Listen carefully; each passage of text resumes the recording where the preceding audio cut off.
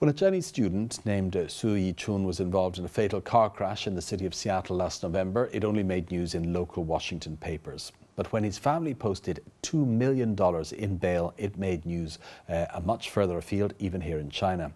The 19-year-old was driving a Mercedes without a valid US license at what witnesses said was a high speed in a 30-mile-per-hour zone when he went through a stop sign and hit another vehicle. The driver of that car, a young woman named Brenda Gomez, was killed and the other occupants injured. She was attending a community college in the city and had been in the US for just a couple of months. He was charged but pleaded not guilty to vehicular homicide and assault charges. His bail was initially set at $500,000, but the judge raised it to $2 million because he was considered a flight risk. Su's mother presented a cashier's check for that amount, $2 million, earlier this month.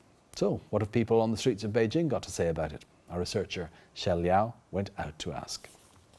What's your opinion about this incident? Well, I think students get better treatment as China has developed more. Chinese people were not paid much attention to in the past days. Now that's improving.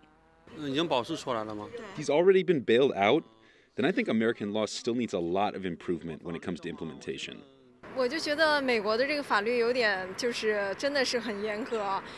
what I know, the laws in foreign countries are very strict. And I now know that the parents of some students who study in the U.S.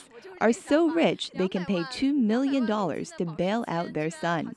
The amount of national wealth flowing out of China is becoming more and more serious. Do you think this case is representative of all Chinese students abroad? I'd